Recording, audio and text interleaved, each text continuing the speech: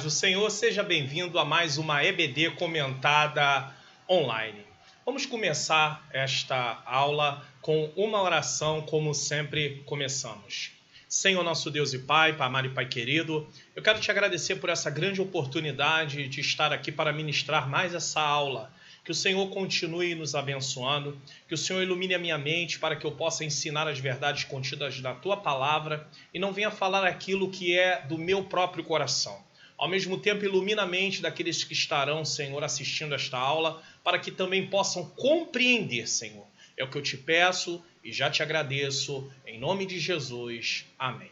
Louvado seja o nome santo do Senhor. Hoje nós estamos na última lição do terceiro trimestre da edição especial. Quem está estudando, revendo o segundo trimestre, também vai estar na última lição, que vai tratar sobre batalha espiritual. Mas nesta lição nós vamos falar sobre a vigilância, conserva pura a sua igreja. Louvado seja o nome santo do Senhor. É uma lição muito importante, é uma lição que nós vamos aprender vários princípios importantes para a vida do cristão. Eu quero aproveitar essa oportunidade também para te pedir para se inscrever no meu canal, tá bom? Ativar os sininhos das notificações, também curtir o vídeo e compartilhar, porque quando você faz isso, outras pessoas têm acesso a esse material e podem aprender sobre a palavra do nosso maravilhoso Deus.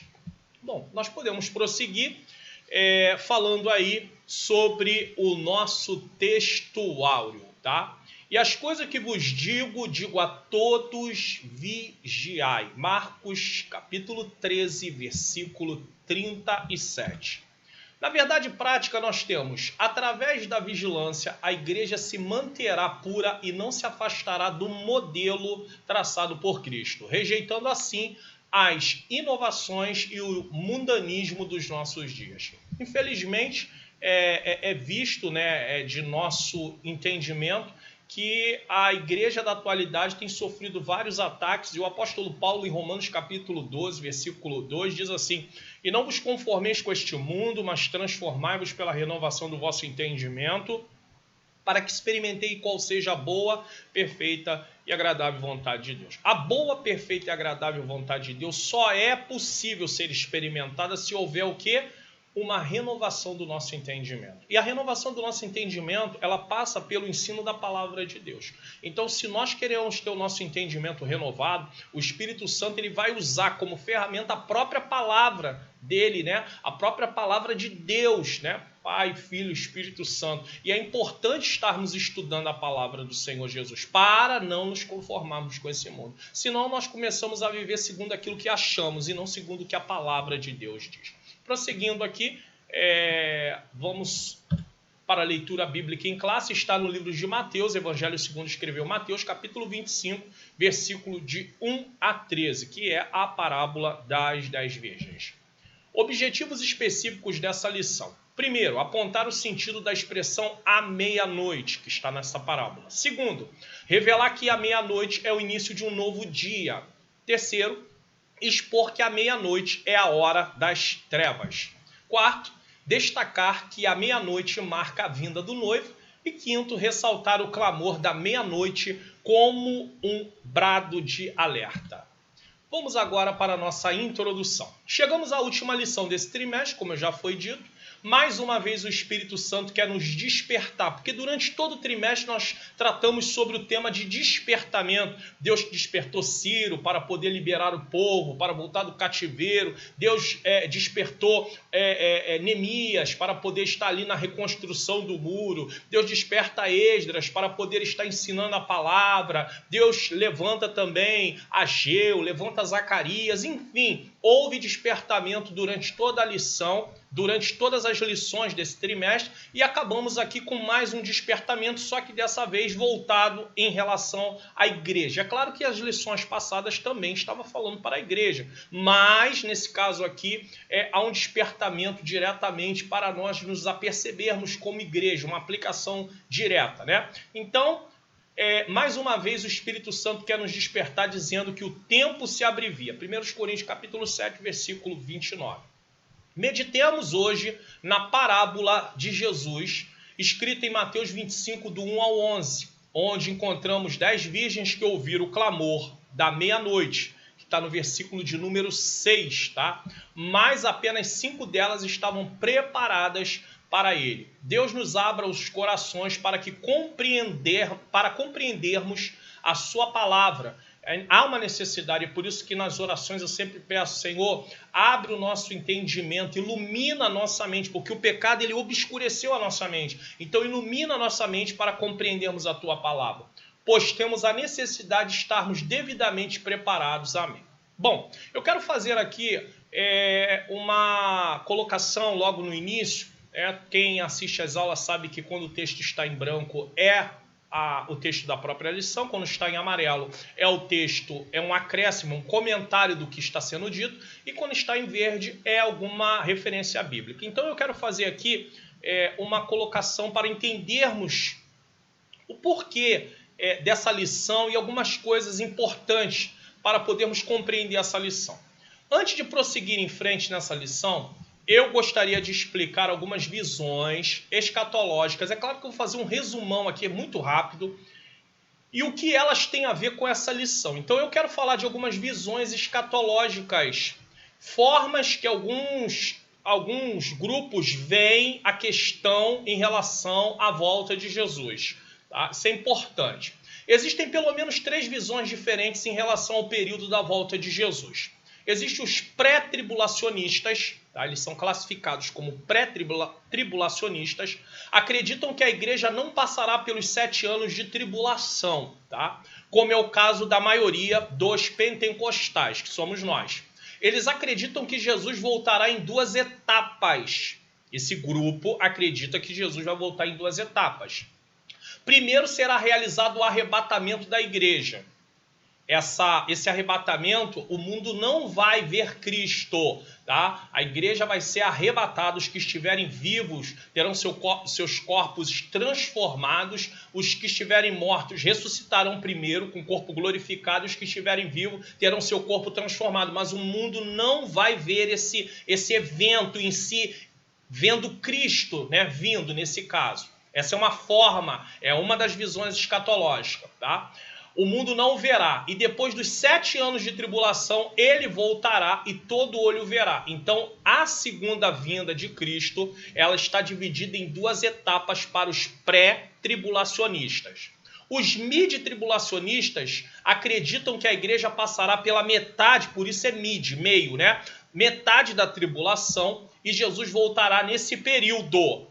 Esses acreditam que os 3 primeiros anos e meio a igreja passa, depois quando vier a grande tribulação, que é os últimos 3 anos e meio, né? 3 anos e meio de falsa paz, depois vem a perseguição realmente. E aí eles acreditam que a igreja será tirada nesse meio tempo.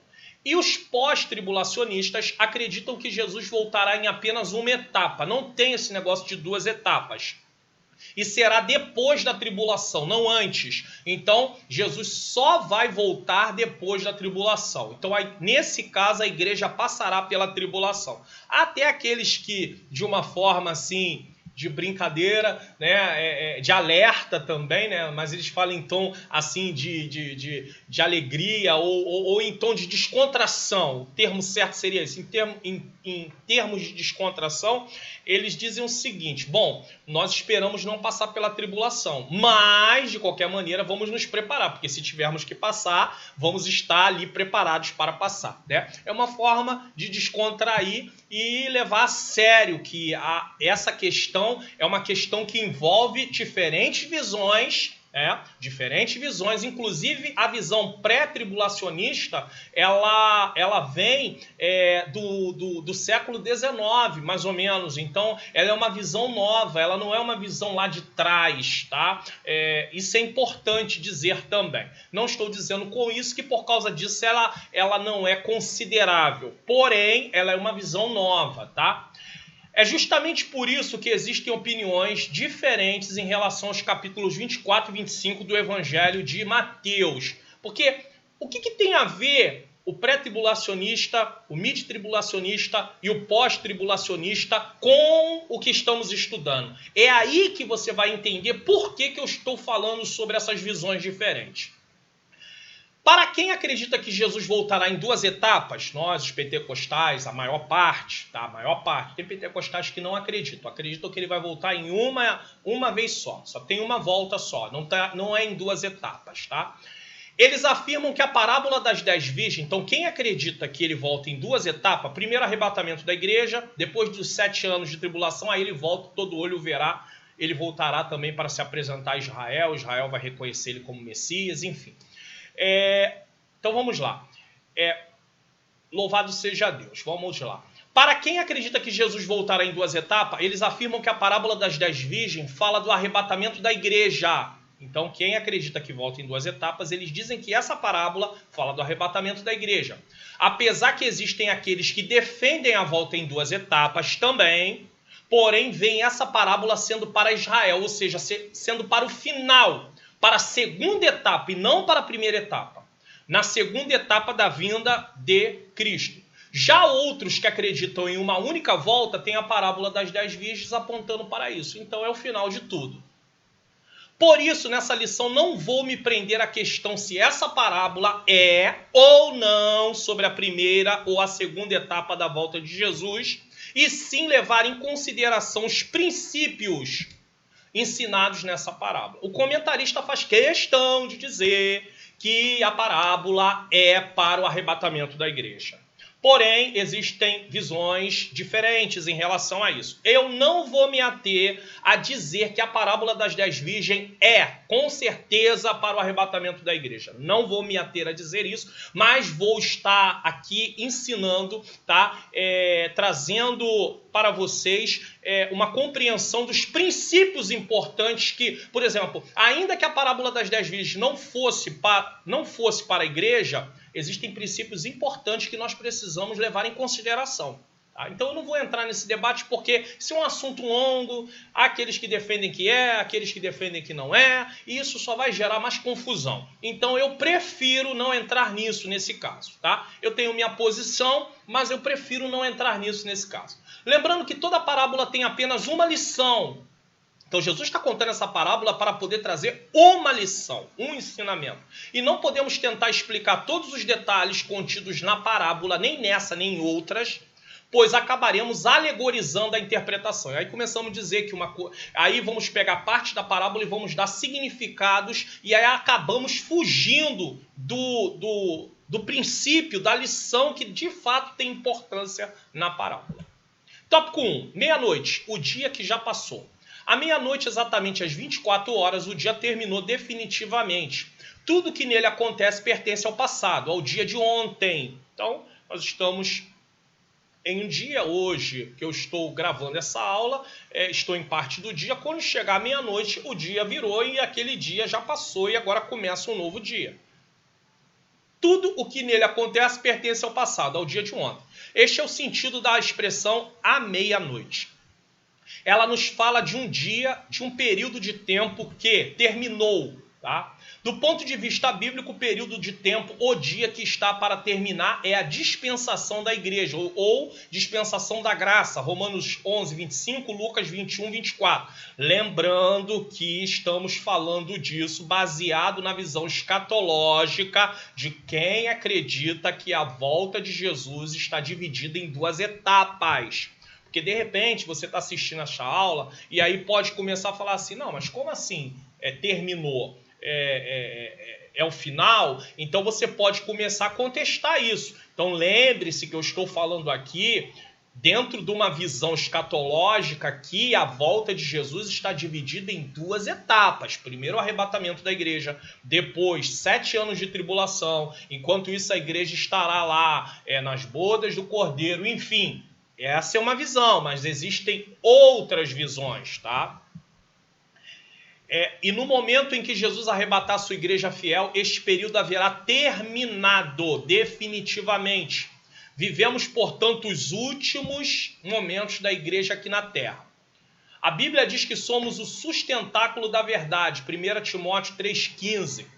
Que grande é a nossa responsabilidade. Por isso Jesus mandou que trabalhemos enquanto é dia, João 9,4. Jesus usando uma linguagem figurada, ele fala de trabalhar enquanto é dia, e ele faz uma comparação entre trabalhar, o que nós podemos fazer durante o dia e o que não podemos fazer durante a noite. Durante o dia nós vamos trabalhar, mas durante a noite, pelo certo. É claro que existem hoje profissões que trabalham durante a noite, mas naquele tempo ele estava falando daquele momento, então não era comum se trabalhar à noite, ter um trabalho. E ele não está falando aqui de trabalho físico em si, mas ele estava falando de forma figurada do tempo que teria para trabalhar, anunciar o reino, e chegaria um momento que não se anunciaria mais esse reino dessa forma, porque chegaria um momento do fim, tá? Pois a noite há de vir, e então não será possível fazer mais nada. Síntese do tópico 1. À meia-noite, o dia findou. Tudo o que aconteceu pertence ao passado, ao ontem. É interessante aqui dizer justamente que hoje as pessoas têm oportunidade de receber Cristo como Senhor e Salvador. E essa oportunidade está aberta, entendeu? O convite está sendo feito. Se as pessoas não aceitam Jesus e elas partem, a oportunidade delas se findou, acabou. Então é importante reconhecer Jesus como Senhor e Salvador da sua vida se você ainda não o fez. Tópico 2. Meia-noite, início de um novo dia. Este fato diz respeito ao mundo inteiro. Aproxima-se o momento exato, à meia-noite, quando o novo dia vai raiar. Que dia será esse? Que dia? O Atalaia responde, vem amanhã e vem também à noite. Isaías 21, 11 e 12. Tá? Atalaia é um vigia, um sentinela, alguém que está ali para alertar. Prosseguindo. Subtópico 1. Amanhã começará um novo dia, o dia da eternidade. Porque após a igreja ser arrebatada dentro dessa visão escatológica, começa-se a eternidade para aqueles que lá estão, certo? Cujo início se dará quando Jesus chamar para si aqueles que lavaram suas vestiduras em seu precioso sangue. Esse é o dia de Jesus Cristo. 1 Coríntios 1, 8, 2 Coríntios 1, 14, Filipenses 1, 6, 10, 2, 16. Naquele momento, melhor do que nunca, Jesus verá o fruto do seu trabalho e de seu sofrimento. Isaías 53, 11. Eu gostaria de dizer aqui que nós estamos tratando de uma lição e de um texto que é escatológico. Então, assim, nós estamos dando uma pincelada, vamos dizer assim, fazendo um resumo, mas para haver uma compreensão de fato da escatologia é preciso estudar essa matéria, entendeu? Estudar a doutrina das últimas coisas, para que você possa ter uma compreensão mais ampliada. Porque aqui estamos trazendo uma parte do assunto, mas para ter uma compreensão mais ampliada é preciso estudar escatologia completamente nesse caso, tá? De forma completa, né? Quando eu digo completa, não é de esgotar o assunto, mas sim a matéria em si. Os que são do Senhor ressuscitarão e serão transformados, os vivos. 1 Coríntios 15, 23. E Jesus levará a sua noiva para a sala das bodas, onde a igreja e o cordeiro se unirão para todo sempre. 2 Coríntios capítulo 11, versículo 2. Apocalipse 19, 9 e 21, 9. É por isso que eu estou frisando em todo momento sobre visões escatológicas diferentes. Alguns, se ouvirem isso aqui, vão dizer, não acredito nisso. A igreja primeiro passa pela tribulação e Jesus só volta uma vez, e ali os israelitas vão reconhecer Jesus como Messias. Então o grupo dos salvos são todos, não só naquele momento uma parte daqueles que foram arrebatados, né, igreja, e depois vem a outra questão, a outra parte que tem a ver com os judeus ou com aqueles que durante a tribulação reconheceram Jesus como Senhor e Salvador mesmo diante de grande dor, né? Então é por isso que eu estou em todo momento tentando explicar sobre isso, para que não haja confusão, porque aqui está sendo defendida uma visão escatológica pelo nosso comentarista, entendeu? Que tem essa visão em relação, nós temos essa visão a nível de sermos pentecostais, mas existem aqueles que não têm a mesma visão. Então é só para explicar, para que não haja confusão, tá? Desde já oremos e digamos, amém, ora vem Jesus. Apocalipse 22, 20. Prosseguindo. Subtópico 2, a noite vem. Quando Jesus levar a noiva, começará também o dia da ira do Cordeiro, que é chamado de tribulação, para o mundo que rejeitou a Jesus. Apocalipse 6, 16, 17. Acreditamos que a igreja não passará pela grande tribulação, porque isso é a ira de Deus sobre aqueles que rejeitaram a Jesus, sobre aqueles que não deram ouvido à palavra de Deus. E a igreja que está servindo ao Senhor, ela deu ouvido à palavra de Deus. E é por isso que acreditamos que a igreja não passará. Mas isso não quer dizer em si que estou atestando que a parábola das 10 virgens tem a ver com o arrebatamento da igreja. O comentarista da lição tem essa visão, outros têm essa visão, mas nem todos concordam. Alguns acreditam que a parábola das 10 virgens tem a ver com Israel, a última etapa da volta de Jesus, a segunda etapa da volta de Jesus, quando Jesus aparecerá no final de tudo, ali depois da tribulação, dos 7 anos de tribulação. Prosseguindo, o grande lagar da ira de Deus será pisado sem misericórdia. Temos aí várias referências, Apocalipse 14, 9, 15, 7, 16, 19, 19 e 15. Você pode ler as referências, tá bom? As trevas dominarão a terra. Isaías 8, 21 e 22. Para os homens que não houverem dado crédito à palavra de Deus, começará o dia da vingança e a ira de Deus será executada repentinamente, assim como foi nos dias de Noé. Gênesis 7, 11 e 12, Mateus 24, 39. Nós sabemos que durante a tribulação haverá também salvação. É claro que não da mesma maneira, da mesma forma, com a mesma quantidade que há, né, a extensão que há nos dias de hoje, mas haverá oportunidade para reconhecer Jesus como Senhor e Salvador, só que dentro de grande dor. Tá? Síntese do tópico 2. A meia-noite é o anúncio de um novo dia, mas também a chegada da noite também. Tópico 3. As armas espirituais indispensáveis ao crente. Para o povo de Deus familiarizado com as Escrituras, nada parece estranho nem admirável quando vemos trevas, angústias e dificuldades, pois sabemos pela Bíblia que estas coisas anunciam a vinda iminente de Jesus. Bom, até de certa forma, para alguns realmente eles não estranham, mas muitos nos dias de hoje estranham porque o evangelho que tem sido pregado no nosso meio tem sido um evangelho triunfalista, um evangelho que fala do crente só ter vitória, e a visão de vitória está distorcida, porque na visão dessas pessoas, vitória tem a ver com não ter luta, não ter dificuldade, não ter problema financeiro, não ter enfermidade, não ter problema na família. Então o conceito de vitória está distorcido. Paulo, no capítulo 8 de Romanos, a partir do versículo 35, ele vai deixar bem claro que o cristão vai passar por muitas coisas. Mas ele vai dizer que nem a morte, nem os anjos, nem outra criatura pode nos separar. E em todas essas coisas somos mais do que vencedores por amor daquele que nos amou. Só que o conceito hoje de vitória, de bênção, está muito distorcido. Vida vitoriosa. A vida vitoriosa é a vida daquele que não desiste diante das lutas, diante das provas, que continua confiando em Deus. Então, de certa forma, essa questão que foi dita aqui, que para o cristão, sofrimento, dificuldade, isso tudo faz parte da vida cristã, isso é entre aspas. Principalmente na atualidade, até porque essa revista ela foi escrita há muitos anos atrás e ela está sendo reaproveitada novamente, ela foi reeditada, entendeu? Ela foi reimpressa, vamos dizer assim, melhor dizendo, foi reimpressa. E naquele tempo estava numa situação, hoje a situação é outra, a coisa está muito pior. Está muito pior, então as pessoas eles olham e falam, não, ser cristão... Se o evangelho começar a ser pregado de fato como ele está na palavra de Deus, muitas pessoas vão fazer igual fizeram no tempo de Jesus. Vão virar as costas. É só você ler o capítulo 6 de João que você vai ver que Jesus faz um longo discurso e no final alguns viram as costas e vão embora.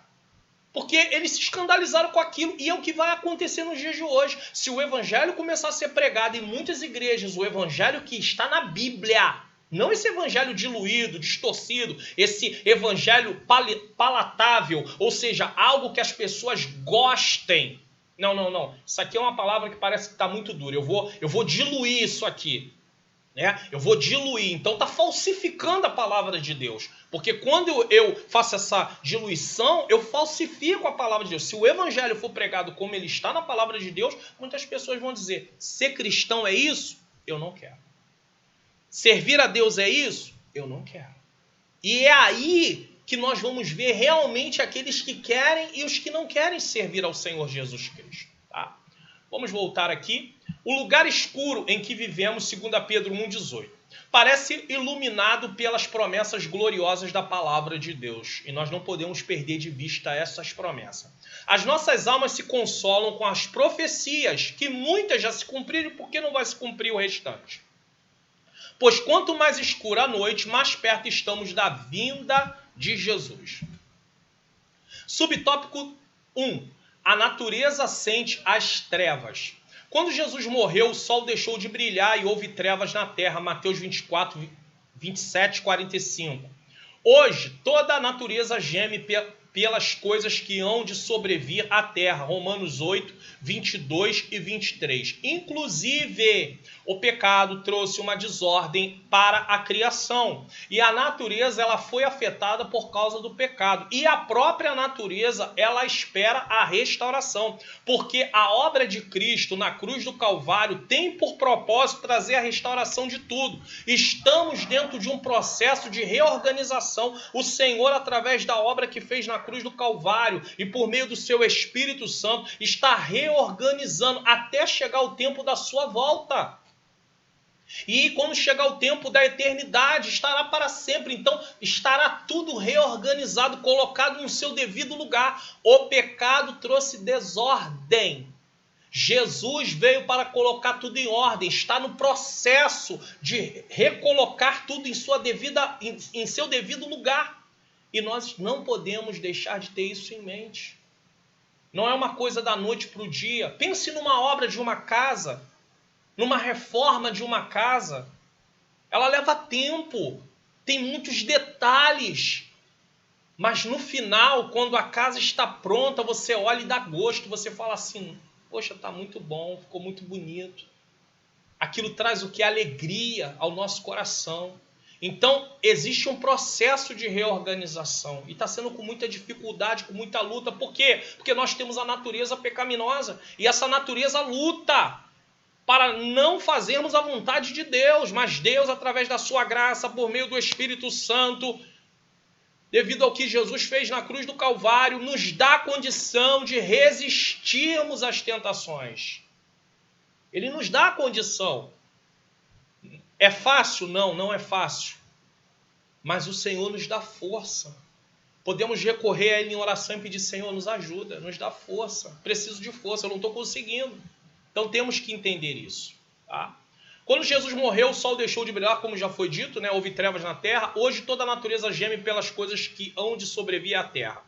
Por isso, há terremotos, pestes, tudo isso não havia antes do pecado. Fome, catástrofe de toda a ordem. A Bíblia já preveniu tudo isso. Lucas 21, 11, 25. Temos que ter em mente que essas catástrofes têm a ver com o pecado ter entrado na criação. Afetado, na verdade, a criação. Porque o pecado entrou por causa do homem, Adão, Eva, entendeu? Mas afetou toda a criação.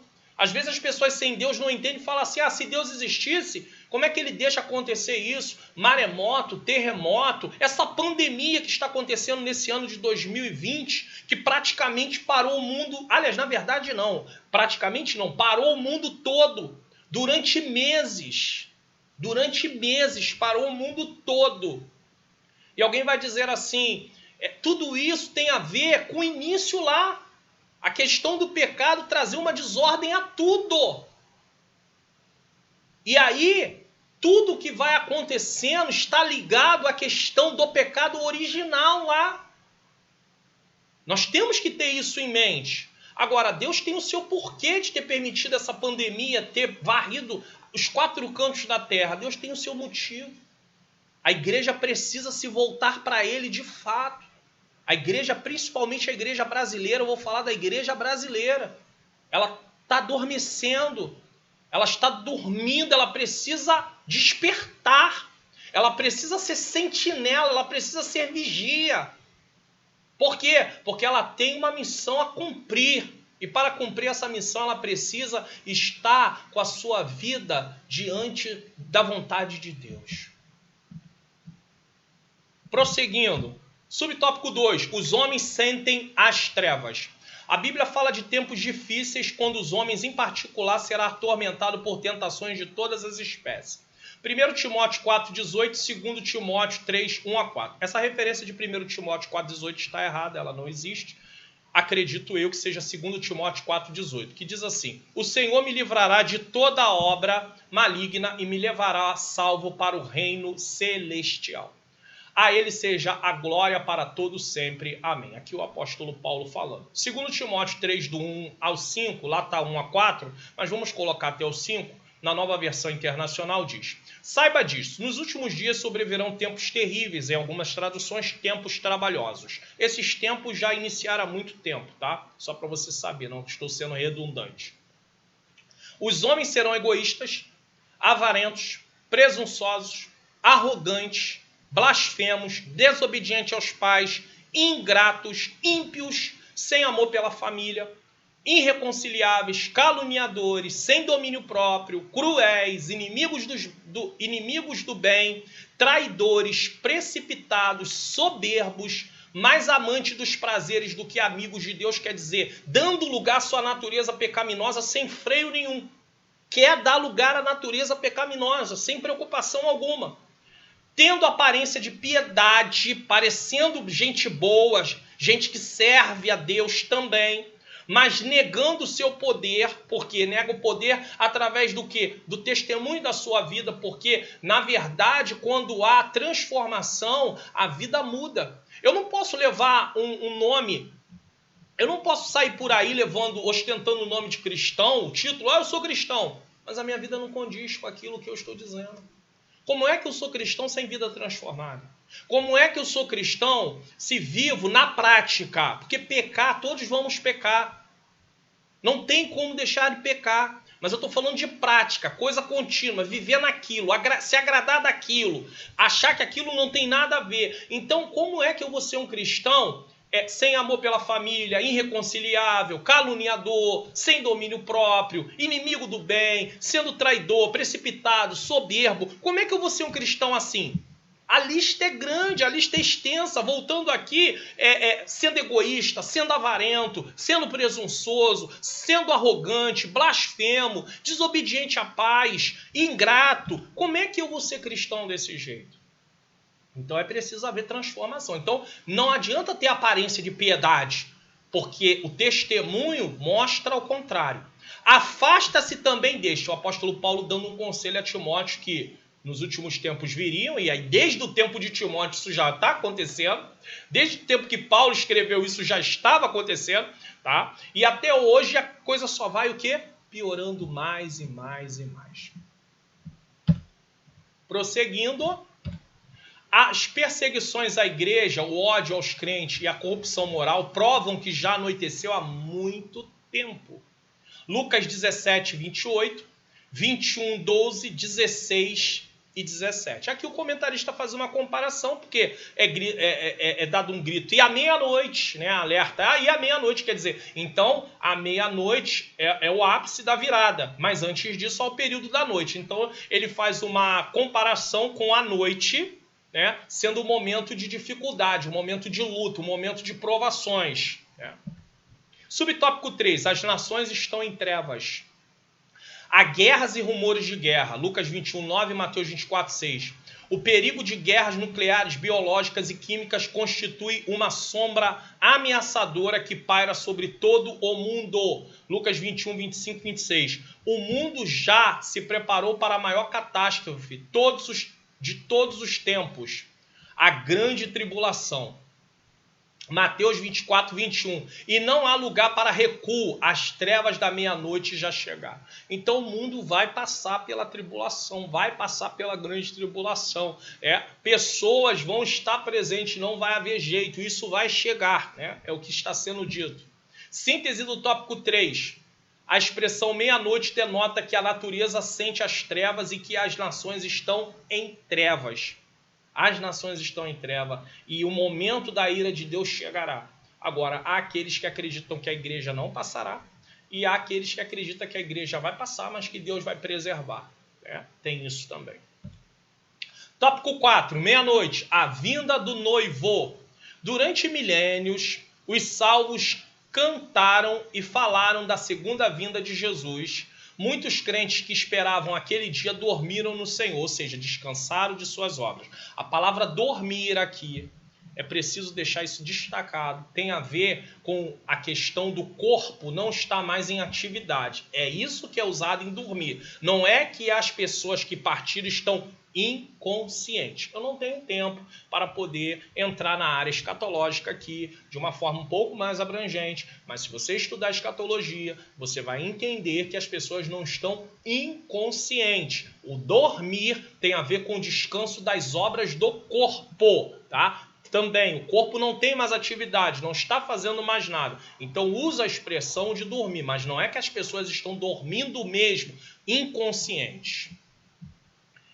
Louvado seja o nome santo do Senhor. Guardando a fé. Esperavam aquele dia, dormiram no Senhor guardando a fé. E os que hoje vivem esperam ansiosos a segunda vinda de Jesus. Lembrando que ele está falando da segunda vinda em duas etapas. Arrebatamento da igreja. Ele está falando do arrebatamento da igreja. Mas, a partir da meia-noite, ninguém mais dirá que Jesus virá. Pelo contrário, à meia-noite ouvir-se-á o clamor de júbilo incontido que encherá a terra e o céu. Será a noiva exclamando, chegou o noivo. Em Mateus 25:10 está escrito, chegou o esposo. Naquele glorioso momento, o poder do Espírito Santo operará milagres. Romanos 8:11, Filipenses 3:21. Pois os que morreram em Cristo ressuscitarão. Veja que ele está falando do arrebatamento da igreja e não da última etapa da volta de Jesus. Pois os que morreram em Cristo ressuscitarão com corpos gloriosos. E os que estiverem vivos serão transformados. E todos juntos serão arrebatados ao encontro com o Senhor nos ares. 1 Tessalonicenses 4, 11 a 18, 1 Coríntios 15, 51, 54. Seremos arrebatados ao céu para não sofrermos a dor e a desgraça que atingirá o mundo todo. Então, ele está falando, o comentarista explicando que a igreja não vai passar pela tribulação. O que fica aqui, o que nós pensamos aqui, o que chegamos ao entendimento, é que Mateus capítulo 25... a parábola das 10 virgens está falando do arrebatamento da igreja ou não está falando? Então, a questão apenas, nós não estamos aqui entrando no mérito de a igreja ser arrebatada. Não estamos entrando no mérito da igreja ser arrebatada. Mas a questão mas essa passagem em si está falando de arrebatamento da igreja? Esse é um ponto que não se chega a uma conclusão. A questão é que a igreja ser arrebatada, nós não temos dúvida disso. Alguns acham que Jesus virá em uma única vez, que a igreja passará pela tribulação. Outros acham que a igreja não vai passar pela tribulação, mas que estaremos para sempre com Cristo. Isso não temos dúvida nenhuma. Muito bem. Agora, temos que saber o seguinte. Mateus 25, a parábola das 10 virgens, está tratando do arrebatamento da igreja? Esse é um ponto que nós não temos aqui como fazer uma definição por causa... O comentarista acha que sim, mas muitos acham que não. Então, nós apenas estamos extraindo os princípios da vigilância, de se preparar, de estar atento, independente se está tratando ou não está tratando, isso nós precisamos fazer. Estar atento, estar preparado, prontidão, tudo isso nós temos que levar em consideração. Iremos entrar nas moradas que Jesus foi nos preparar e para as quais fomos comprados com seu precioso sangue. Apocalipse 7,14. Síntese do tópico 4. A expressão meia-noite denota a vinda infalível do noivo. Tópico 5. O clamor da meia-noite, um brado de alerta. Mas à meia-noite ouviu-se um clamor. Aí vem o esposo. Mateus 25, 6. E este o clamor que ouvimos em nossos dias. Meu irmão, você está ouvindo já este clamor? Aí vem o esposo. Isso aqui é importante.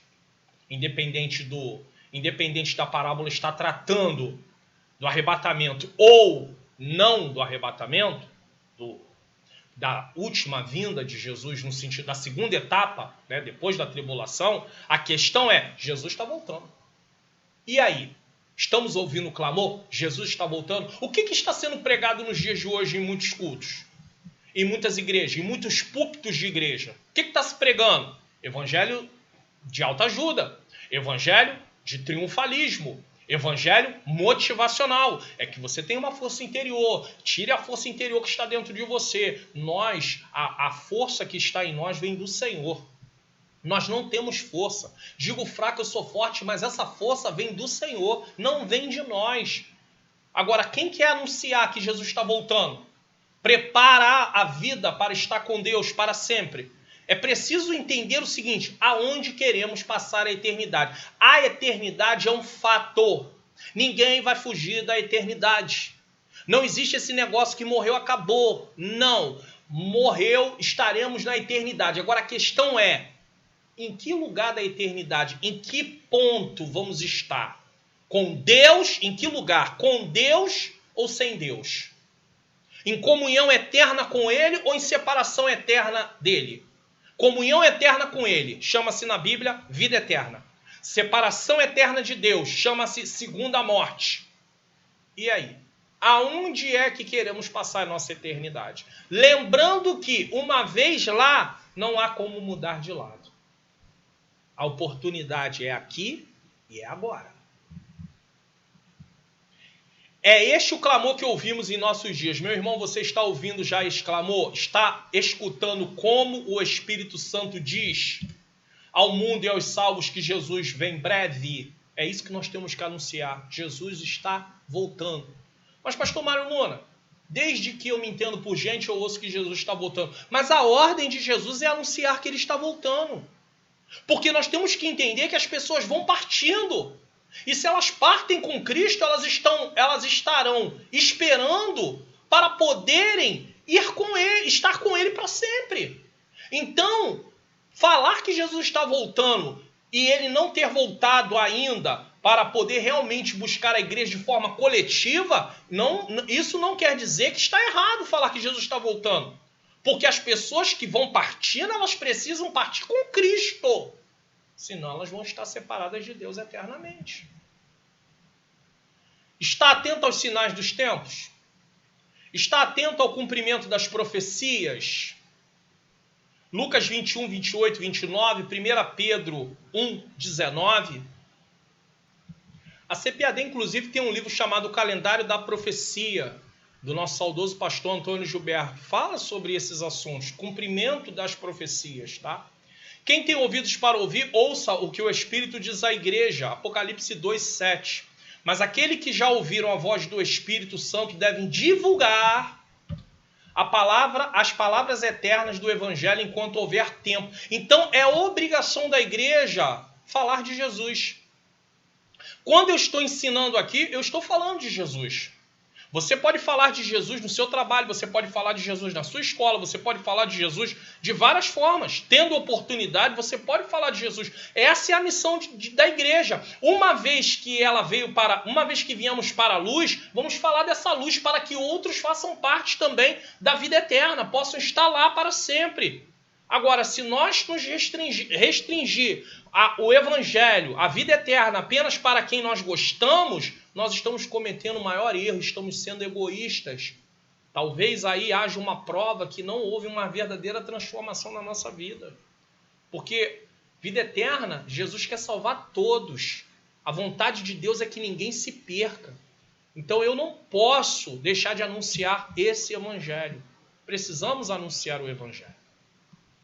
Fomos chamados por Deus para sermos atalaias, volta a dizer, sentinela, vigia. E nossa função é despertar o povo. Ezequiel 3, 17 a 21, Abacuque 2, do 1 ao 3. Vamos ler Ezequiel capítulo 3, versículo 17 a 21. Olha o que diz, olha o que um atalaia fazia. 17. Filho do homem, disse ele, falando com Ezequiel, eu fiz sentinela para a nação de Israel. Estou lendo na NVI porque aí aqui ele tirou a palavra atalaia e botou sentinela para termos uma compreensão melhor. Eu sempre digo que verifique traduções diferentes ou versões diferentes para que você possa comparar e às vezes ter um entendimento melhor do que está escrito. Filho do homem, disse ele, eu fiz sentinela para a nação de Israel. Por isso, ouça a palavra que digo e leve-a à minha advertência. Então, Ezequiel ouvia Deus falar e ia lá falar com o povo que Deus tinha falado. Hoje, a função de quem prega é estudar o que a palavra de Deus diz, o que Deus falou àquele que escreveu, ao autor bíblico, e trazer ao povo aquilo que lá está escrito. É por isso que é de grande responsabilidade quando eu estou pregando a palavra de Deus. Porque eu tenho que decidir se eu vou pregar o que está escrito e avisar o povo aquilo que Deus disse, ou se eu vou para lá dizer o que eu acho. Porque Deus não me chamou para dizer o que eu acho. Deus não chamou Ezequiel para falar o que ele achava. Deus chamou Ezequiel para falar o que a palavra dele diz. O que ele estava dizendo, vai lá, ouça o que eu digo e anuncie o povo. Quando eu disser a um ímpio que ele vai morrer, e você não o advertir nem lhe falar para dissuadi-lo dos seus maus caminhos para salvar a vida dele, aquele ímpio morrerá por sua iniquidade, mas para mim você será responsável pela morte dele. Naquele tempo, pois não havia a revelação completa, Ezequiel era um vigia, era um sentinela, era alguém que ouvia a voz de Deus, tinha um compromisso de falar as verdades de Deus para o povo. Quando ele não falava, se ele viesse a não falar, aquele ímpio morreria no seu pecado, mas Deus requeriria de Ezequiel, do profeta, a situação da morte daquele ímpio. Por quê? Porque ele não ouviu a vontade, ele não ouviu a palavra de Deus. A missão da igreja é divulgar a vontade de Deus, o querer de Deus. Nós não estamos aqui para divulgar a nossa vontade, o nosso querer, o que achamos, mas o que Deus tem a dizer. Versículo 19. Se, porém, você advertiu o ímpio, ele não se desviar da sua impiedade ou dos seus maus caminhos, ele morrerá por sua iniquidade, mas você estará livre da culpa. Deus está dizendo para Ezequiel, você é um atalaia, você é um sentinela, você é um vigia, você ouve a minha palavra e você leva. Se você ouvir a minha palavra e falar o que eu estou dizendo, e aquele homem não se arrepender e não se converter, e ele morrer nos seus pecados, eu não lhe imputarei culpa. Olha como havia uma grande responsabilidade no Antigo Testamento sobre a vida do profeta. No Novo Testamento não vai se falar desse jeito, mas a igreja tem grande responsabilidade. Quem prega a palavra de Deus tem grande responsabilidade no que vai anunciar. A nossa questão é pregar a palavra de Deus. Quem vai fazer a obra é o Espírito Santo. O maior problema da igreja da atualidade, um dos maiores problemas é querer convencer as pessoas com argumentação humana. E aí as pessoas não têm vida transformada. Porque não é uma ação do Espírito Santo. É uma ação do homem. Está havendo adesão e não conversão.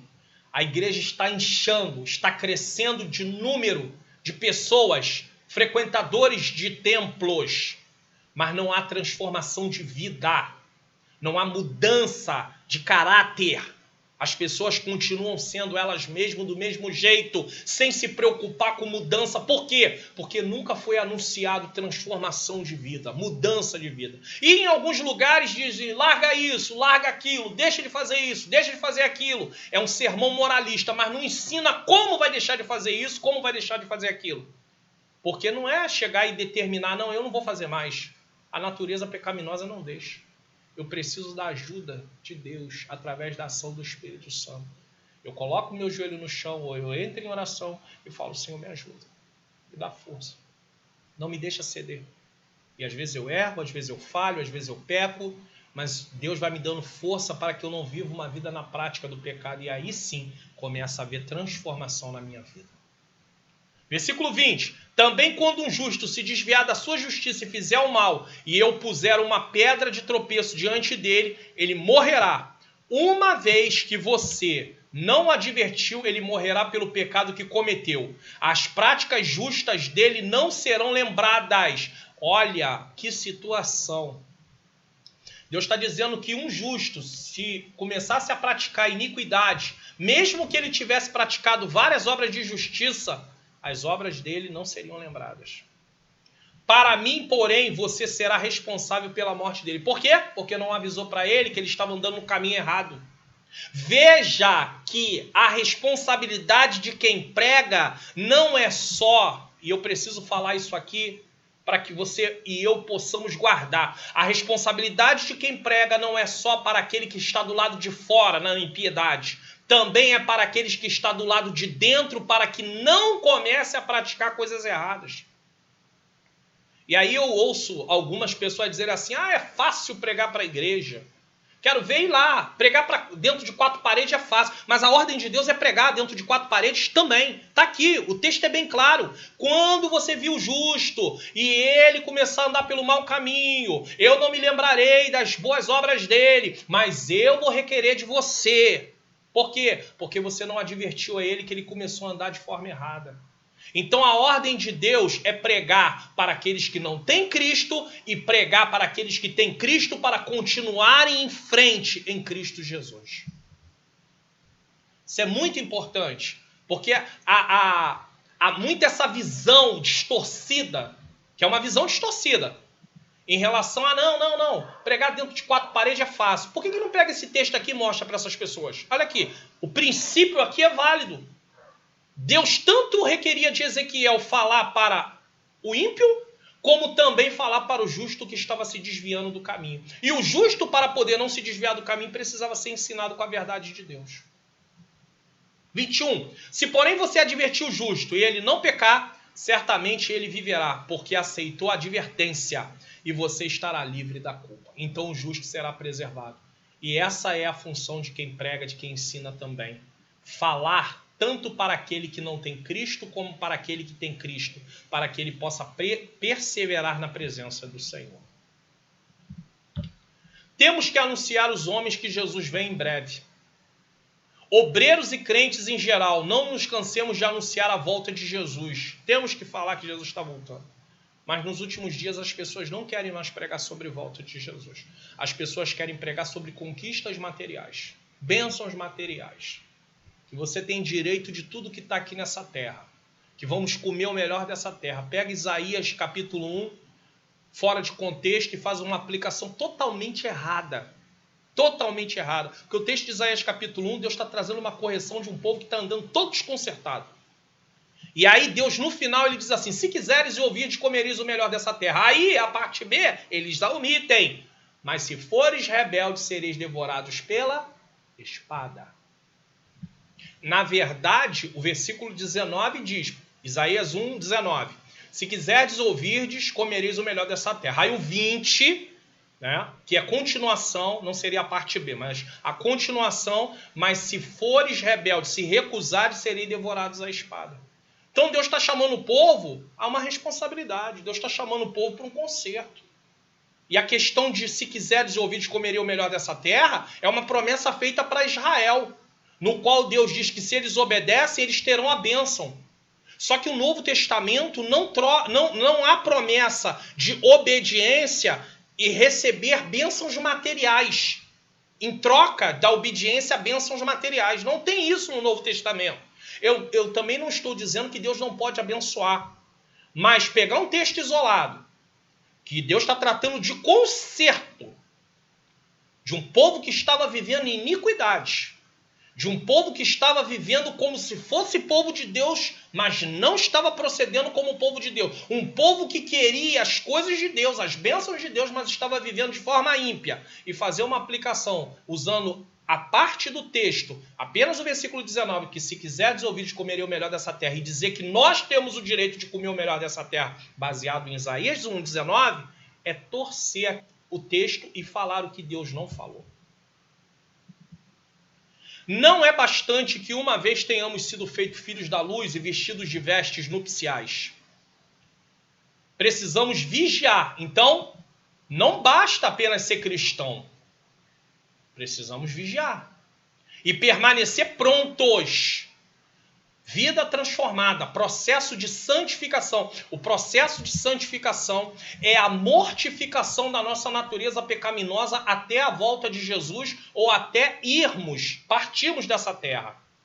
Dormirmos no Senhor, ou seja, o descanso do corpo, das obras do corpo. Então é um processo. Não podemos abandonar, não é um botãozinho que ligou, eu sou crente, estou pronto. Não, é um processo. É uma luta diária.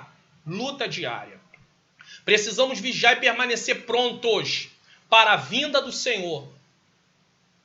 Por mais que eu me arrume num dia, no outro dia eu vou precisar novamente me aprontar, me arrumar, tomar banho. Eu posso me limpar num dia, todo dia eu vou precisar tomar banho, fisicamente falando, materialmente falando. Eu tomo banho todos os dias.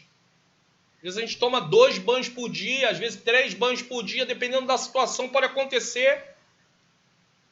Então todo dia eu tenho necessidade de tomar banho. Todo dia eu preciso de santificação. É uma comparação. Todo dia eu preciso de santificação. Porque senão eu começo a retroceder até começar um processo de apostasia e começar a não me preocupar com a prática do pecado. Tá? E aí a coisa vai ficando cada dia mais difícil. Por isso, diz a Bíblia, guarda o que tens para que ninguém tome a tua coroa. Falando para a igreja ali de Filadélfia. Os membros da igreja de Filadélfia, Apocalipse 3:11. Os membros da igreja de Filadélfia eram agradáveis a Deus, mas precisavam guardar o que havia recebido do Senhor para não serem roubados. O adversário da nossa alma, ele tenta de todas as maneiras nos tirar do propósito no qual Deus tem para a nossa vida, vida eterna, salvação. E ele sabe que dentro do propósito de Deus é preciso haver o processo da santificação. Então ele cria situações, ele nos estuda, ele nos observa. Nós vamos ter uma ideia perfeita disso quando estivermos estudando o próximo trimestre sobre o livro de Jó. Ele observa. Deus pergunta para Satanás, viste o meu servo Jó? E aí ele fala que tinha visto, que Deus tinha cercado ele de bens, que Deus estava fazendo tudo na vida dele prosperar. Então Satanás estava observando Jó, como observa a vida de cada um de nós. É claro que alguém vai dizer assim, não, mas ele sendo um, como é que ele observa todos? Não, mas ele tem os demônios que estão ali a seu comando. Ele, como o principal dos demônios, está a seu comando. Tem uma agilidade, uma rapidez, ele é um ser espiritual. Então ele fica observando. Imagine se você tivesse oportunidade. Preste atenção nisso aqui. Você tem a oportunidade de ficar observando uma pessoa, sem que ela saiba que você está observando ela. E você começa a observar. Depois de um tempo que você observa ela, eu não estou falando de 1 dia, 2 dias, 3 dias, mas eu estou falando de um tempo. De repente 1 mês, 2 meses, 3 meses, você observando aquela pessoa, eu estou dando aqui apenas um exemplo de tempo, tá? Você observando aquela pessoa, dependendo da situação, de como ela se portar sem falar nada, mas algum gesto, alguma coisa, você já consegue, de certa forma, prever alguma ação dela. É isso que Satanás faz. Ele não sabe o que se passa na nossa mente, mas como nós ficamos olhando, pensando, alguma coisa que nós estamos ali, entendeu? Ele fica só observando e ele já vai prevendo o que pode estar passando pela nossa mente. Ele não sabe, mas ele já vai prevendo, tenta prever, por causa de estar o quê? Nos estudando, os demônios nos estudando, observando. E aí vem os dardos, é aí que entram os dardos inflamados do maligno. Mandando pensamentos, né? Lançando dardos como pensamentos, palavras na nossa mente. E aí aquilo une-se àquilo que já está ali dentro, porque ele já está nos observando e sabe que alguma coisa está ali tentando tomar o nosso ser no sentido de nos dominar. E aí ele lança aquilo para contribuir e nos incitar a fazer aquilo que já está ali, já querendo acordar, vamos usar esse termo. Então nós temos que ter cuidado. Os membros da igreja de Filadélfia eram agradáveis a Deus, mas precisavam guardar o que haviam recebido. Tá. É isso que a palavra de Deus nos ensina, com a ordem vigiai. Marcos 13, 36 e 37. Subtópico 1. O sono espiritual é um sinal dos últimos tempos. O sono O sono pode ser causado primeiramente pela desobediência, como aconteceu a Jonas. Jonas 1,6. Bom, isso aqui é uma visão do comentarista. Não há nada no texto que deixe transparecer que Jonas dormiu por causa que era desobediente. Tá? Eu quero deixar isso bem claro. Isso aqui é um pensamento do comentarista. Eu não consigo, de forma... eu não posso pegar o sono de Jonas e alegorizar ele. Então, não há nada que demonstre que o sono tinha a ver com o que Jonas... Muito pelo contrário, eu vejo o sono de Jonas dentro do contexto de uma exegese sadia, realmente. Eu vejo dentro do sono da história de Jonas, ele dormia no sono como ele estava despreocupado. Ó, se os ninivitas vão morrer, isso não é problema meu. Ou seja, o sono de Jonas mostrava a despreocupação que ele estava. Ele estava despreocupado, ele não estava nem aí. Tá? Quando obedecemos a Deus, somos revestidos do poder do Espírito Santo. Atos 5,32. Para não adormecermos. Também a preguiça causa sono. Provérbios 24, 30 a 33.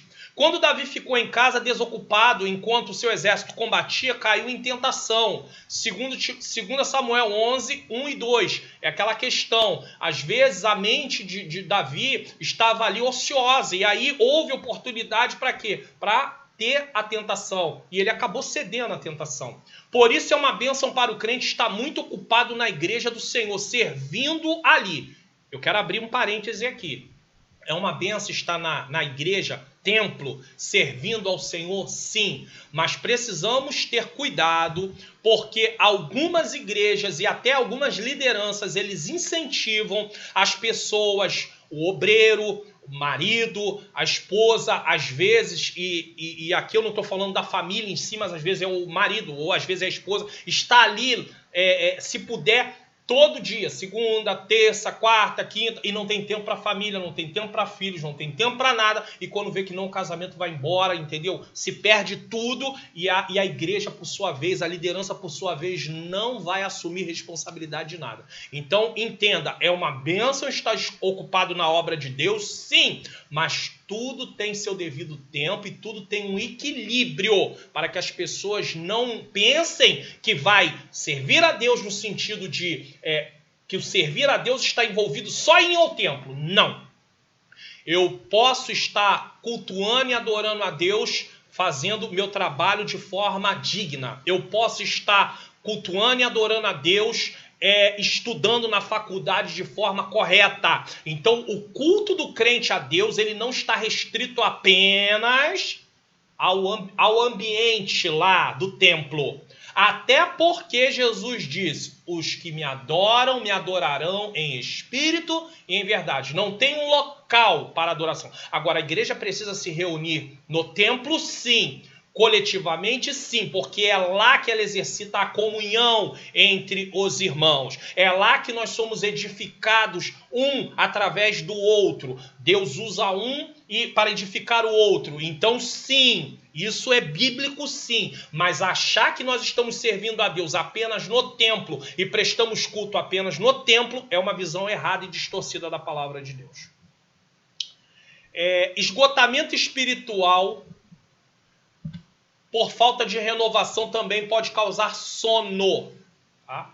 Está escrito que Abraão teve que lutar contra o sono ao pé do altar. Eu acredito que o sono de Abraão ele tinha a ver com tudo aquilo que Abraão estaria passando. Deus permite ele ficar muito tempo daquela forma e aí lhe vem o sono justamente para mostrar todas as tribulações, todas as dificuldades que ele teria que enfrentar. Tá? Precisamos do poder de Deus para ficarmos fortes e resistir a tudo, inclusive ao sono. Subtópico 2. Seremos guardados vigilantes se usarmos os meios que Deus põe à nossa disposição. Uma coisa que eu quero deixar clara aqui é que o sono não está ligado ao sono físico. Porque senão uma pessoa que estiver dormindo, se Jesus voltar, ela vai ficar. Então isso aqui descarta logo de cara. Não tem nada a ver com sono físico. Tem a ver com preparo espiritual, tá, irmãos? Em nome de Jesus.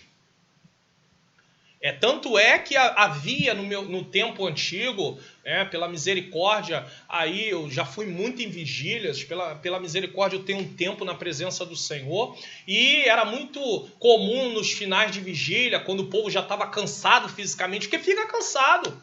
Às vezes trabalhou o dia todo, ia para uma vigília dia de sábado, estava extremamente cansado. E aí quando chegava por volta de 4h30, a pessoa já começava a cochilar. Aí cantava-se muito um corinho que dizia: irmão, acorda, acorda, irmão, senão a Bíblia vai cair da sua mão. Irmão, acorda, acorda, irmão, Jesus vem buscar a sua igreja e você não sobe não. Totalmente errado. Teologicamente esse louvor está totalmente errado. Esse corinho está totalmente errado. Não tem nada a ver. Quando Jesus voltar, para arrebatar a sua igreja, independente da pessoa estar dormindo ou não estar dormindo, fisicamente, isso não vai alterar ele ir ou não ir. Então, quer dizer, é uma falta de conhecimento bíblico, falar esse tipo de coisa. Voltando aqui, ele nos desperta pela sua palavra. Jesus despertou seus discípulos falando-lhes, Mateus 26, 45, 46. Como é preciosa a palavra de Deus. É importante ensinar a palavra de Deus, falar da palavra de Deus. Quem a estuda com atenção encontra sempre incentivo e despertamento. Só que as pessoas nos dias de hoje não querem estudar a palavra de Deus. Muitas igrejas não estão preocupadas com o estudo da palavra de Deus. Eu sempre falo e vou continuar falando. Eu faço um desafio, temos que fazer um desafio. Troque as festividades de cantar por congressos de ensino.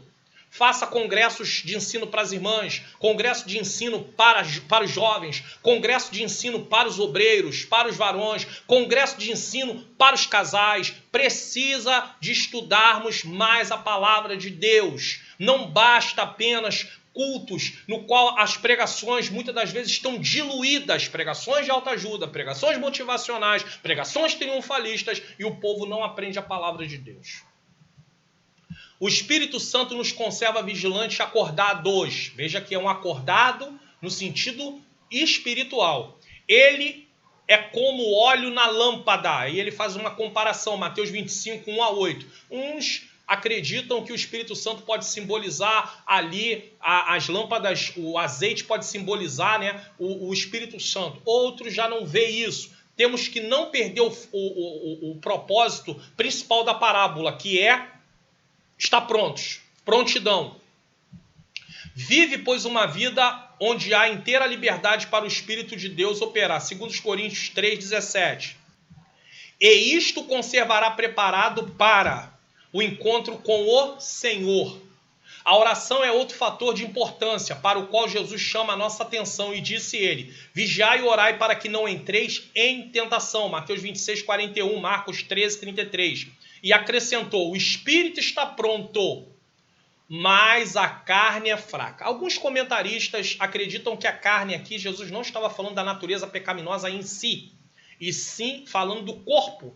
A carne é fraca, debilitada, ela tem limitações. Os discípulos vinham de uma jornada muito grande, eles estavam ali muito cansados. Então, alguns comentaristas acreditam que esse texto não está tratando da natureza pecaminosa. Mas ainda que esteja tratando da natureza pecaminosa também, temos que levar em consideração que precisamos estar vigilantes.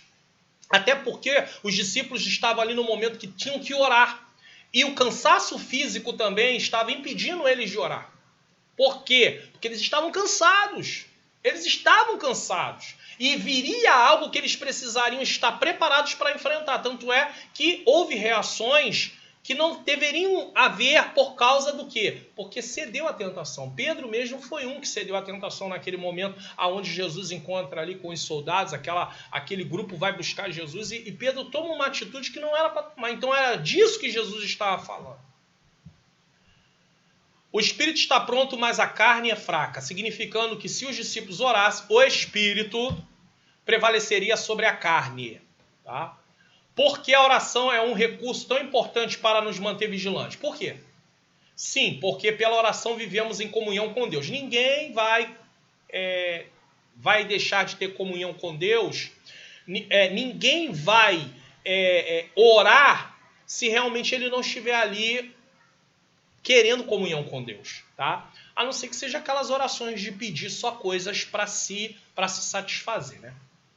Eu estou falando de oração pedindo coisas espirituais.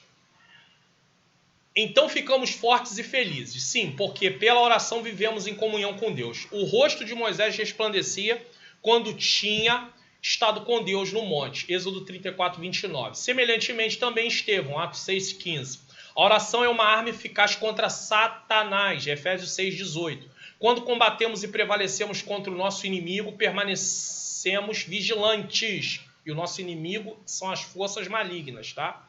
A oração é finalmente o meio pelo qual recebemos as bênçãos de Deus. A oração nos enche de sua graça e nos faz prontos para o grande culto nas nuvens. Que Deus nos guarde a todos vigilantes, a fim de podermos ver um dia a glória de Deus. Veja que em todo tempo vai se falar de vigilância.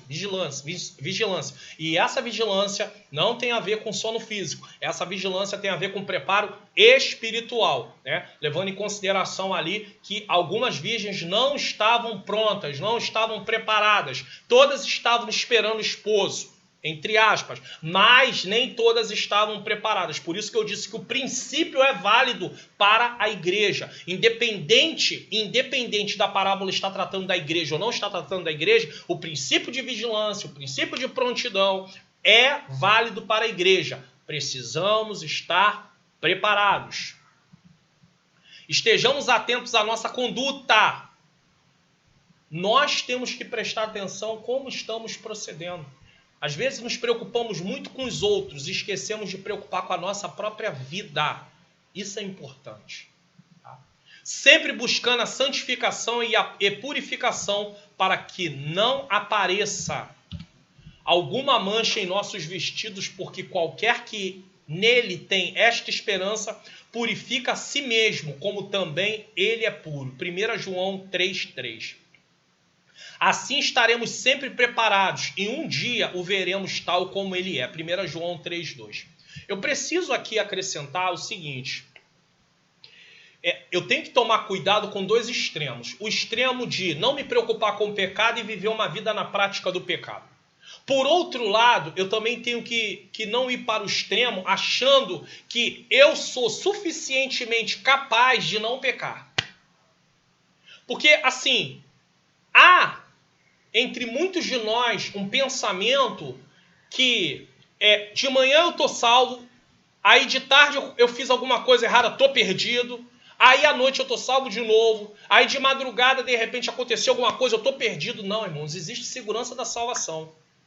Eu não vou me acostumar com uma vida de pecado, mas entenda, quando eu cometo um pecado, eu posso me arrepender, pedir perdão ao Senhor, e eu estou perdoado. Então, não é uma questão de uma hora está salvo, uma hora está perdido, uma hora está salvo, outra hora está perdido. Não, não pode ser assim. Porque se fosse assim, ninguém estaria salvo. Porque nós pecamos. A palavra de Deus está mostrando prática do pecado. Não podemos ser tolerantes com o pecado. Não podemos amar o pecado. Não podemos viver uma vida de pecado. Mas vamos pecar. Mas nem por isso vamos dizer, já que vamos pecar, então eu vou dar lugar ao pecado. Não, aí eu vou viver prática do pecado. Eu estou me apartando de Deus. Mas tem que ter muito cuidado com essa questão. Tem muita gente, às vezes, que pensa assim. De manhã estou salvo, de tarde. Eu tinha que ir no culto, acabei não indo no culto. Ih, meu Deus, se Jesus voltar, eu vou ficar. Irmãos, em nome de Jesus, tenha uma compreensão das coisas de Deus. Você tem uma conduta cristã, se você vive com Deus, você busca Deus, você não foi no culto, não pôde ir ao culto. Você acha que deixar de ter ido no culto num dia, você vai perder sua salvação porque você deixou de ir no culto um dia. E outra coisa, nada que eu faça, nada, guarde isso, nada que eu, Mário Luna, faço, me garante salvação. A salvação foi garantida pelo que Cristo fez.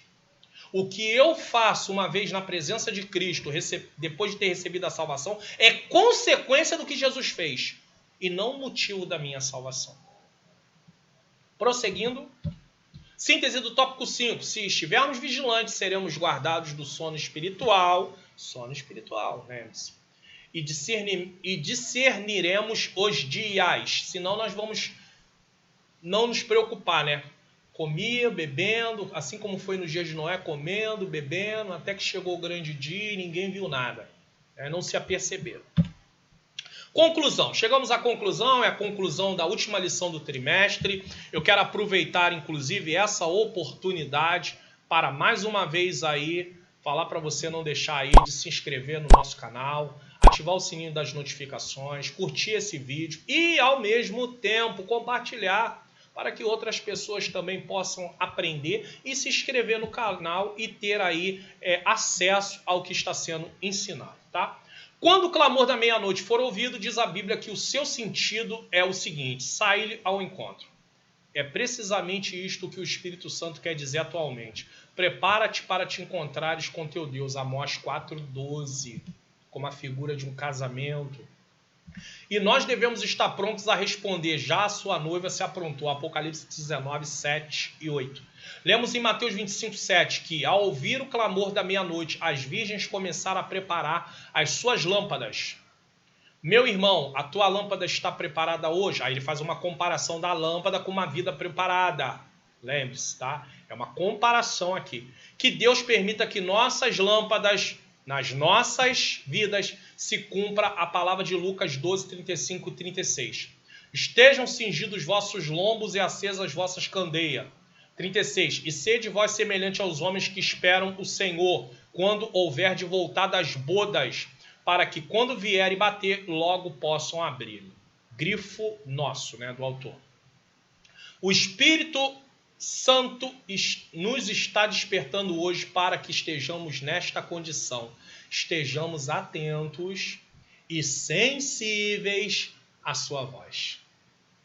Amém? Glórias ao nome santo do Senhor. Então aprendemos nesta lição sobre estarmos vigilantes, estarmos prontos para a volta do Senhor Jesus. Independente se a parábola é para a igreja ou para Israel, o princípio de prontidão é válido, independente de qualquer coisa. Precisamos estar prontos, precisamos estar vigilantes, até porque se partirmos, a nossa vida estará com Cristo. Podemos nem chegar a viver para o arrebatamento da igreja, mas se partirmos, nossa vida está com Cristo. Então a prontidão, a vigilância, né, estar preparado, tudo isso é muito importante. Isso é só através da ação do Espírito Santo. Não se deixe cair na armadilha que você vai se preparar sozinho, que você muda sozinho, que você é transformado sozinho. Você precisa da ajuda do Senhor. Você e eu precisamos orar, precisamos pedir a Ele, falar com Ele: Senhor, eu tenho errado, Senhor, eu tenho pensado coisas que não devo pensar, Senhor, eu tenho feito coisas que não devo fazer, me ajuda, Senhor, me dá força, Senhor, transforma a minha vida. E vai orando, e vai pedindo. Nós vamos aprendendo através da palavra o que Deus quer de nós e nós usamos a oração para pedir a Deus para nos dar força para cumprir aquilo. Porque sozinho nós não vamos conseguir cumprir. E aí sai aquele fardo pesado e vem o jugo suave de Jesus. O fardo leve de Jesus. Isso é muito importante. Bom, na próxima lição, nós já estaremos no próximo trimestre, na outra revista, e vamos tratar sobre o seguinte: a fragilidade humana e a soberania divina, o sofrimento e a restauração de Jó. Então, nós vamos estar tratando sobre a lição de número 1, o livro de Jó. Vamos orar, pedir a Deus que Deus possa nos ajudar para podermos gravar mais as aulas desse próximo trimestre. Vamos fazer uma oração aqui para agradecer por essa aula que tivemos no dia de hoje. Senhor Deus e Pai, eu quero te agradecer pela aula, Senhor querido, que foi ministrada. Que o Senhor possa aplicar as verdades ensinadas no meu e no coração de cada um que assistiu, que está assistindo esta aula.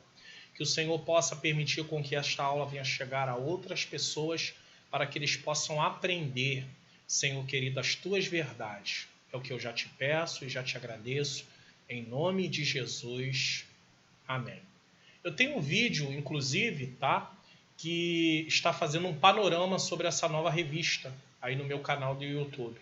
Você pode assistir e você também pode compartilhar. Que o Senhor Jesus continue nos abençoando e até a próxima aula do próximo trimestre, da próxima revista, se assim o Senhor Jesus Cristo nos permitir. Que Deus nos abençoe.